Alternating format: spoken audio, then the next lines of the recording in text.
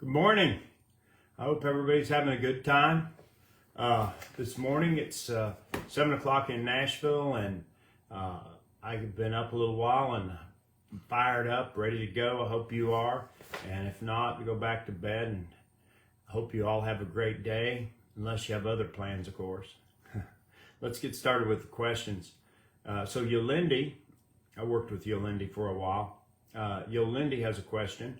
She has a business that makes pillows, and she does all sorts of pillows. If you can imagine a pillow, she can make it.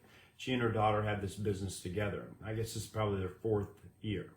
Her question is, what are creative ways on a limited budget to hire and compensate a salesperson, and where would you recommend finding that person? So this is a question, Yolindi, that we've discussed before.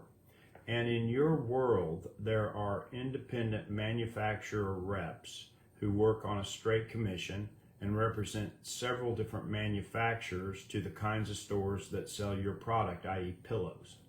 And so I would look for those independent sales organizations. Now, when I was working with you, we found a couple, and you can continue to look for those, and you can continue to ask the stores you sell to already who calls on them as a salesperson, and then contact that salesperson and see if that salesperson is interested in carrying your line. That's the best approach for you as a manufacturer. I'd also find somebody that can represent you on Amazon.com and be a seller for you on Amazon. Get somebody who's good at it, who's a professional. You were talking to Patrick before, and perhaps he can help you. So, second question is from Cliff Pollard. Cliff is starting on Instagram and needs to know who should be the face of the company. I'm struggling with what profile I should focus on, personal profile talking about my business, or business page featuring me as the brand. The question is, when looking to get on social media to start creating content, should my focus be on my personal profile or my company's profile? So Cliff, I am not an Instagram expert. I mean, Sean would be a much better person to ask that. You know, he's got 1 million followers on Instagram. But my gut is, and what I've seen work the best with my own clients, is a combination of personal posts and business posts. And if you just do business posts, you're going to lose a lot of people who are interested in you personally. If you do personal posts only, then you're not advertising or promoting your business. So I would do a combination of both if I were you, and you're trying to use Instagram to promote your business, okay? Third question is from David Monge. His question is, do you think 35 years old is too late to transition careers? I'm not going to read this to you. So David's a mortgage banker in Arkansas, and he's been doing this for 3 years, and he's been in sales for 6 years, and he wants to know if he should get out of sales and get a trade, like an electrician or a plumber or something like that. And I don't know what to tell Dave. Mortgage rates are really high. Everybody I work with in the mortgage industry is seeing a decrease in sales. Nationally, mortgages are off 50%. But the truth of the matter is, I would persist through that. There are still people who are buying houses and getting mortgages. And David, I work with mortgage brokers who are surviving and making good money in this environment. And the way they're doing it is they're working harder than ever before. They're contacting their own sphere of influence regularly. They're going to networking events. They're calling on realtors that they've never met and introducing themselves to realtors as an alternative to the realtor's mortgage banker. And so as a result of that, they're getting business. Yes, it's a little harder now than it was before, but I don't think I'd change careers. I think I would persist. I think I would tell myself every morning, I'm the kind of person that goes over, under, around, or through any obstacle that gets in my way and gets the job done. Because that's the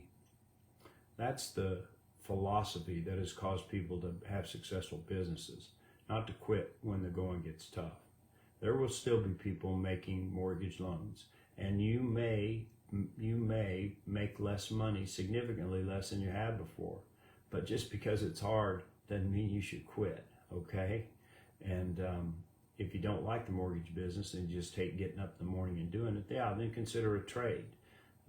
Consider being an electrician and building an electrical contractor business and becoming the best electrical contractor in Arkansas and then in the United States. But think big.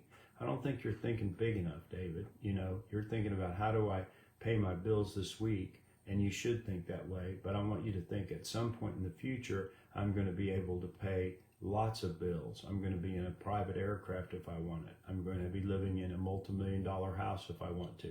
I want you to start thinking bigger, okay? Now, the next question, and we only have a few questions today, so this is very short. The next question is from Stella. Hey, Stella. I want to meet Stella someday. The question asked is, what should I do if I hired a person who is not being responsive? Okay, so Stella, if somebody doesn't respond to you, fire them. Get rid of them. You know, and the way you do it is pretty simple. I think you already did this, and I think you did it by email, but you can do it by email or in person. I don't care. There's no good way to fire a person. It's sort of like breaking up. And I hear people say, oh, he broke up with me by email. Would it have been any better if he'd have done it in person? No. And so as a result, it's bad. So it's bad. But if you do it by email, I use these kind of words and phrases. Joe, it just isn't working out. And I don't think we can continue working together. I want to wish you the best of luck at whatever you do in the future. However, it's not working out with you and I. And I don't engage with any of his excuses or any of his promises, because he's already or she's already proven to me that they're not a good employee and they're not going to be the kind of employee I can build my company on. Okay? I hope that helps. I think you've already handled it. The next question is again from Stella, and this is the last question, guys. How do I inform the customers about price increases? And do I even have to do it? Well, I don't know your business well enough to know whether or not you have to tell people about a price increase, but it's a courteous thing to do. And, you know, you need to have the justifications for the price increases ready, and they just have to be planned out. You can't just say, hey, I'm raising prices because it's the end of the year and I want more money. You have to say, well, as you know, we're in a world full of inflation. Prices are going up on everything. My expenses have gone up significantly. My living expenses have gone up significantly. And so we have to have a small price increase. And I like what Sean told you, 8%. I think it's fine, and that's the inflation rate. And if you made 8% more profit, you would make no more spendable money than you did last year because the cost of living went up 8%. So yes, I would raise my prices, and if you think it's the right thing to do, tell the customers. And if you think you can just say, hey, we have a new price list and this is it, then that's fine too.